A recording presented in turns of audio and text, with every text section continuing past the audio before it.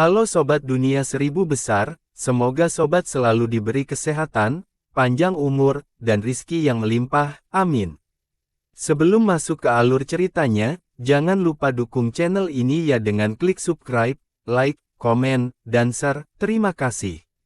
Mari kita lanjutkan perjalanan. Li Qiye, pembudidaya selalu memiliki jejak keberadaan, terutama yang lebih kuat. Ini tidak berlaku untuk pria parubaya seolah-olah dia tidak tersentuh oleh asap fana sejak lahir. Perasaan ini tidak masuk akal. Mereka yang bisa mencapai tingkat transenden ini melakukannya melalui kultivasi. Namun, mereka hanyalah makhluk normal saat lahir. Satu-satunya pengecualian adalah seseorang yang terlahir sebagai abadi. Tidak ada orang lain yang bisa bertahan sampai sekarang tanpa terlibat dalam dunia fana. Nenek moyang, Chen generasi ke-10 kewalahan karena pria itu adalah asal klan mereka. Dia tidak bisa mempercayai matanya sendiri. Imannya hancur karena dia menyadari sesuatu mengingat pengetahuannya tentang proses warisan. Chen generasi pertama, leluhur absolut dan yang lainnya bergidik saat melihatnya. Murid-murid lain bertukar pandangan bingung. Chen generasi pertama adalah tokoh mitos di sekte tersebut, pendiri cabang besar. Mereka mengira dia sudah mati sejak lama tetapi pada kenyataannya, dia telah hidup jauh di bawah danau. Pembudidaya yang lebih kuat menyadari inti masalahnya. Seorang pria yang seharusnya mati hidup tepat di bawah danau darah. Ini bukan kebetulan, Chen generasi pertama merencanakan semua ini sejak awal. Masih hidup, Chen generasi ke-10 jatuh ke tanah. Ini adalah pukulan yang lebih buruk bagi kondisi mentalnya daripada pembakaran danau darah. Sepertinya kamu hidup dengan baik. Suara Li Qiye datang dari atas. Leluhur, Chen generasi pertama bersujud dengan keheranan semua orang. Chen generasi ke-10 memanggilnya sebagai nenek moyang sementara dia memanggil Li Qiye sebagai leluhur. Berapa umur leluhur tertinggi ini? Aku telah menyimpang di jalan yang salah. Bagaimana aku bisa menghadapimu? Chen generasi pertama berteriak. Tidak perlu. Li Qiye menyela, meninggalkannya dengan ekspresi canggung.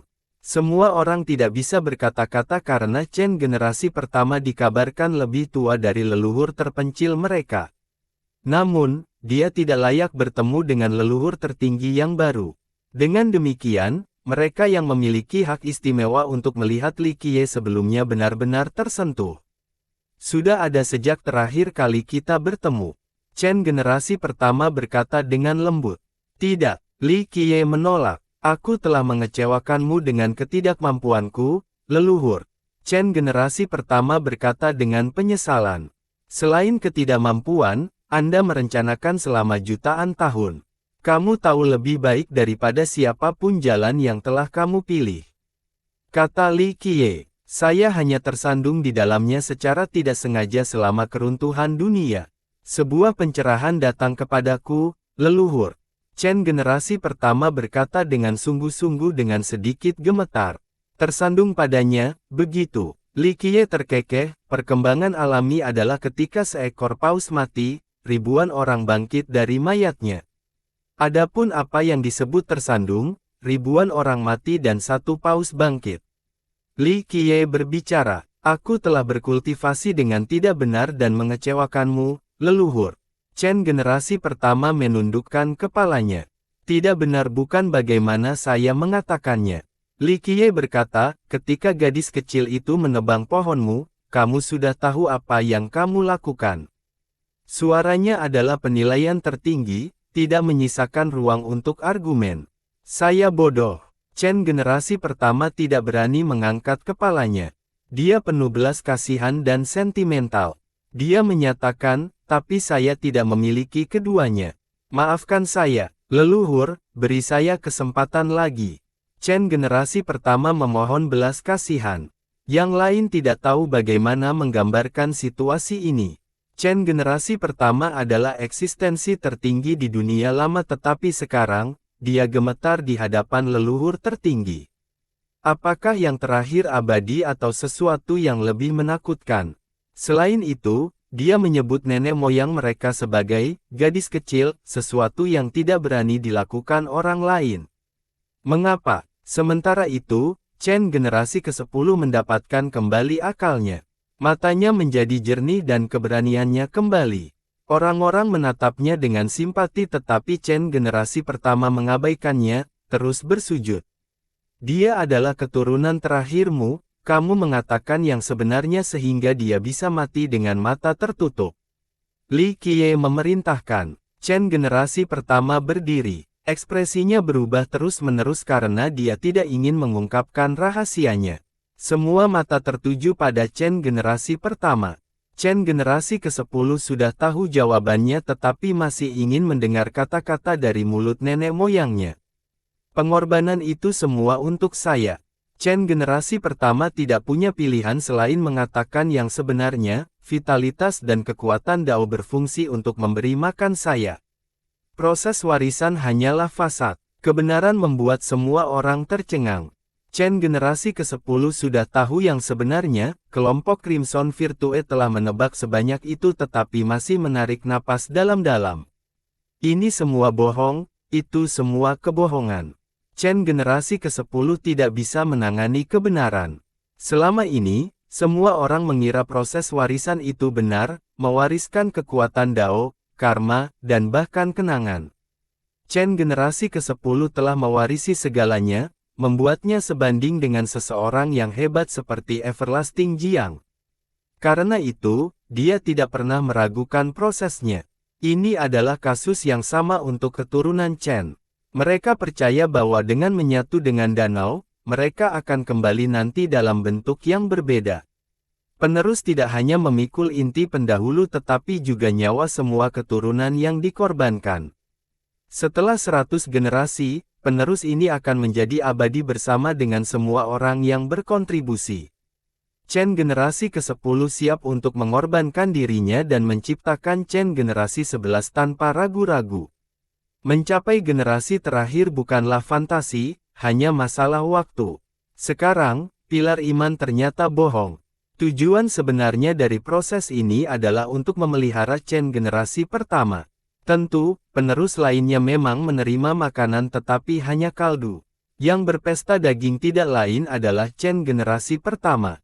Oleh karena itu, yang abadi di masa depan tidak akan menjadi penerus terakhir, hanya Chen generasi pertama. Dengan demikian, semuanya hanyalah plot jahat sejak awal. Penghancuran cabang dan danau darah membuat Chen generasi ke-10 putus asa. Namun, menemukan kebenaran menghancurkan imannya, usaha dan pengabdiannya. Dia dan yang lainnya hanyalah makanan untuk leluhur. Ribuan orang mati untuk satu paus bangkit. Murid-murid ditakuti oleh jalan makanan ini. Ini berakhir hari ini. Sekarang, maukah kamu melakukannya sendiri atau haruskah aku? Li Qiye menyampaikan penilaiannya. Maafkan aku, leluhur. Chen generasi pertama berteriak. Anda tidak bisa memohon pengampunan. Hanya kematian yang menanti Anda, satu-satunya pilihan adalah bagaimana. Anda mungkin mati dengan bermartabat tetapi jika saya harus melakukannya, itu akan lebih dari sekadar kematian yang cepat. Kata Li Qiye. Chen generasi pertama menjadi pucat karena keinginan Li Qiye tidak dapat ditentang. Leluhur, tolong, aku telah mengikutimu sebelumnya. Lanjutnya, pilihannya ada karena kamu telah melayani saya sebelumnya. Jika tidak, aku akan menggunakannya sebagai makanan untuk 100 generasi berikutnya, kehidupan siksaan tanpa jalan keluar. Kata Li Qiye. Saya, Chen generasi pertama gemetar ketakutan. Dia bebas untuk mencoba dan menyerang Li Qiye atau lari. Namun, dia telah mengikuti Li Qiye sebelumnya dan tahu siapa yang dia hadapi. Desolate Frontier memiliki keabadian dalam diri pendiri mereka. Namun, dia telah membunuh makhluk abadi yang lebih kuat darinya sebelumnya. Oleh karena itu, Chen generasi pertama mengerti bahwa dia mungkin perkasa relatif terhadap dunia lama tetapi masih serangga dalam skenario ini. Leluhur, Chen generasi pertama menghancurkan dahinya berulang kali ke tanah. Dia tidak ingin mati setelah menghabiskan era tertidur untuk tumbuh lebih kuat. Mati berarti kehilangan segalanya, dan bunuh diri bahkan lebih sulit. Dalam keadaan yang sama, dorongan untuk mengambil risiko muncul. Mereka mungkin berpikir untuk memberikan segalanya untuk peluang tipis untuk bertahan hidup. Semua mata tertuju padanya, bertanya-tanya apakah dia akan memberikan pukulan pamungkas. Bagaimanapun, dia cukup kuat untuk menyapu dunia lama. Kekuatan dan kesabaran seperti itu, mengapa dia bunuh diri? Lakukan. Li Qiye berbicara lagi. Leluhur, Chen generasi pertama menjadi pucat, menyadari keputusan Li Qiye yang tidak berubah. Sekarang, dia memiliki satu keputusan terakhir untuk dibuat mengenai kematiannya yang tak terhindarkan. Pikiran yang tak terhitung jumlahnya muncul di kepalanya. Dia ingin bertahan hidup lebih dari siapapun. Pikiran seperti meledak untuk membunuh semua orang di dekatnya muncul. Lagi pula, mengapa dia harus menjadi satu-satunya yang menderita? Namun, dia memutuskan untuk tidak melakukannya. Hasilnya ditentukan dengan keterlibatan Li Qiye, hanya prosesnya yang memiliki variasi. Mencoba sesuatu yang bodoh berarti memperpanjang penderitaannya ke tingkat yang tak terbayangkan. Kematian yang cepat adalah hasil terbaik. Aku tidak mengikuti ajaranmu dan mengecewakanmu, leluhur. 100 kematian tidak cukup untuk membasuh dosa saya. Chen generasi pertama menundukkan kepalanya dan berkata, jika ada kehidupan selanjutnya, saya akan mengolah jalan yang benar. Li Qiye tidak memberinya tanggapan. Chen generasi pertama yang putus asa berdiri dan perlahan mengangkat satu tangan. Itu bergetar secara dramatis karena bunuh diri membutuhkan keberanian dan ketegasan. Leluhur, aku benar-benar minta maaf. Dia meraung kata-kata terakhirnya saat dia menyalurkan kekuatan Dao ke tangannya. Bam! Dia memukul kepalanya saat tidak mengaktifkan pertahanan apapun. Itu menghancurkan tubuhnya dan takdir sejati. Kabut berdarah yang tersisa darinya menyebar bersama angin, meninggalkan kerumunan yang tidak bisa berkata-kata. Mereka tidak berharap dia menerima nasibnya dan pergi tanpa perlawanan. Siapapun akan mencoba bertarung. Bagaimanapun, kematian melalui pertempuran lebih berani dan dapat diterima. Masalahnya adalah mereka tidak benar-benar mengenal Li Qiye. Dia menunjukkan keringanan hukuman dengan memberi pria itu pilihan. Jika tidak, dia memiliki metode yang tak terhitung jumlahnya untuk membuatnya memohon kematian. Chen generasi pertama tahu ini adalah satu-satunya cara untuk mempertahankan sedikit martabat.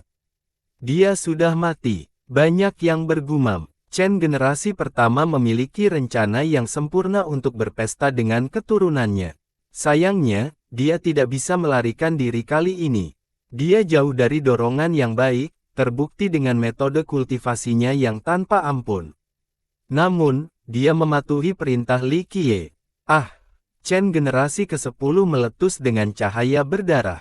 Dia meraung dengan marah dan meledak menjadi ketiadaan. Ini mengejutkan semua penonton karena Li Qiye tidak memberikan penilaian tentang dia. Selain itu, dia tidak melibatkan siapapun atau tanah, hanya memilih untuk menghancurkan nasib sebenarnya dan Grand Dao. Butuh beberapa detik sebelum mencerna kenyataan kematiannya. Solar Monarch menghela nafas setelah melihat keputusan Chen generasi ke-10. Chen generasi pertama memilih untuk pergi karena perintah Li Qiye. Chen generasi ke-10 memilih kematian karena imannya hancur setelah mengetahui kebenaran. Seluruh sistem dibangun di atas kebohongan. Yang mereka lakukan hanyalah membantu Chen generasi pertama. Jika para korban hidup kembali dan menemukan kebenaran, iman mereka akan hancur bersama dengan kewarasan mereka. Akhir dari Chen, dewa yang sunyi menghela nafas. Hari ini akan meninggalkan kesan yang tak terhapuskan pada anggota Desolate Frontier. Mereka tidak tahu sesuatu yang menyeramkan terjadi di salah satu cabang. Akhirnya, kelompok Solar Monarch mengharapkan akhir ini.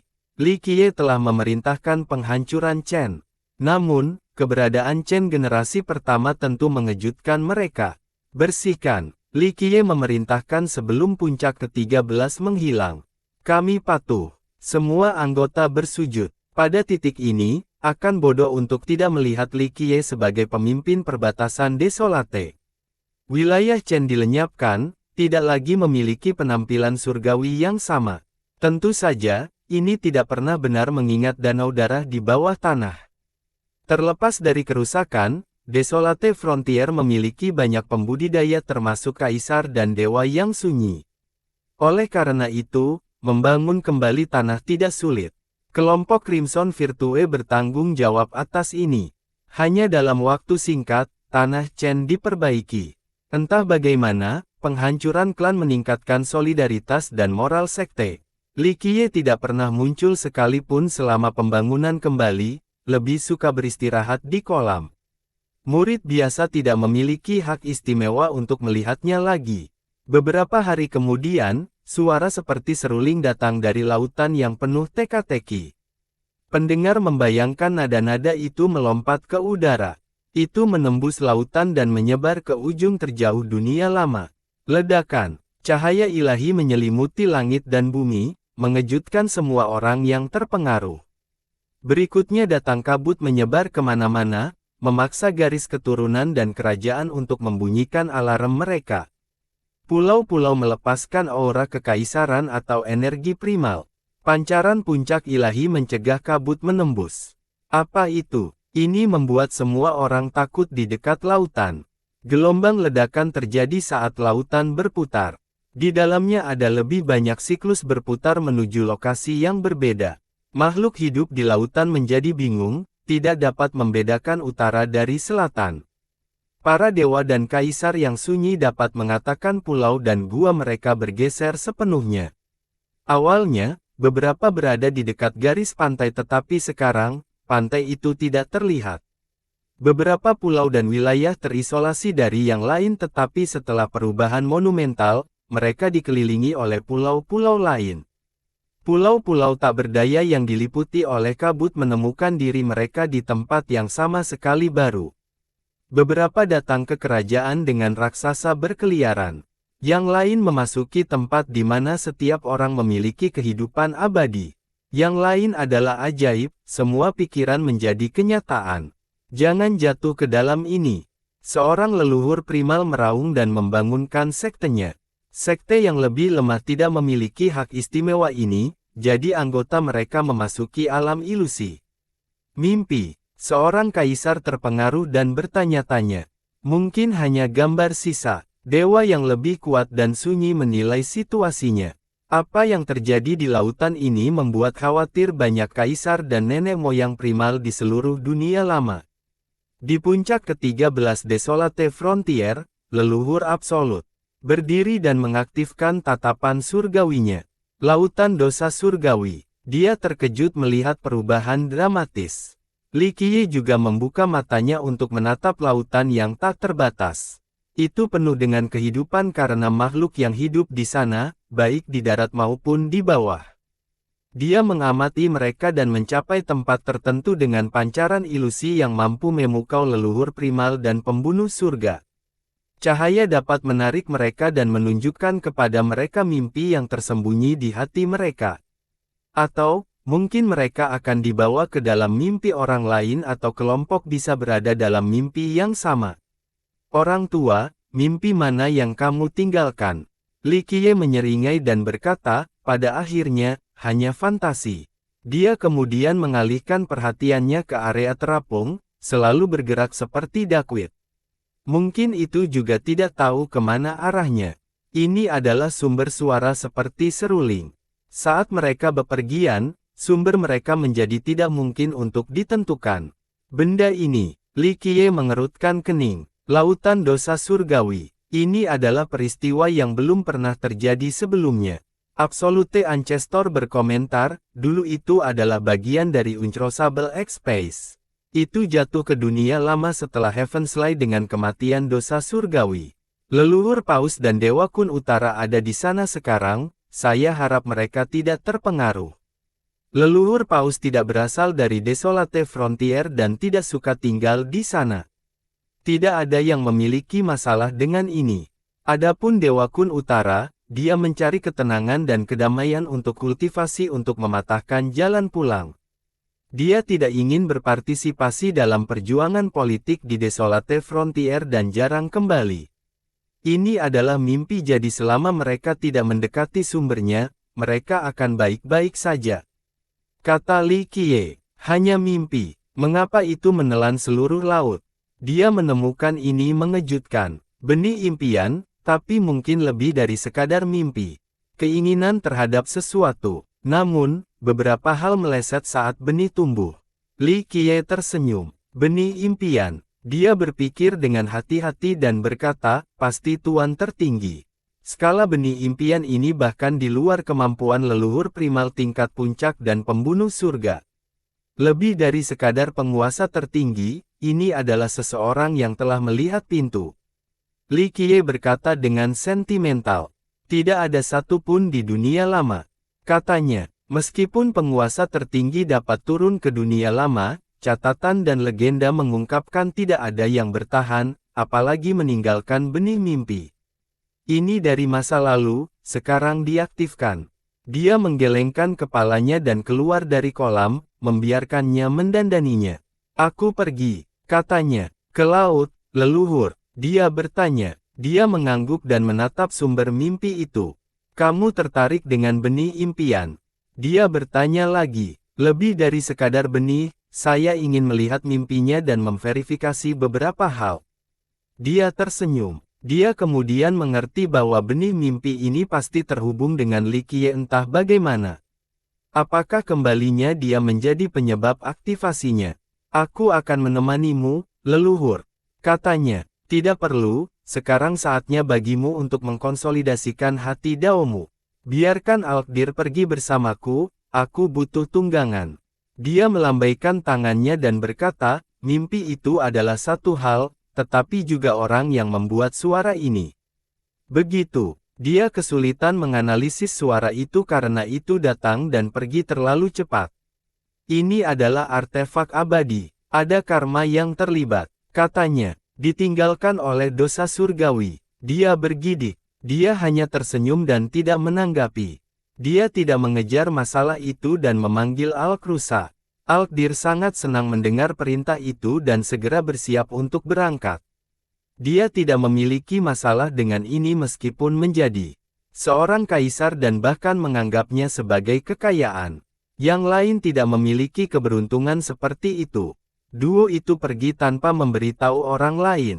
Rusa Alk dengan senang hati berlari kencang ke arah laut. Dalam bentuk iblisnya, dia memiliki kecepatan yang luar biasa.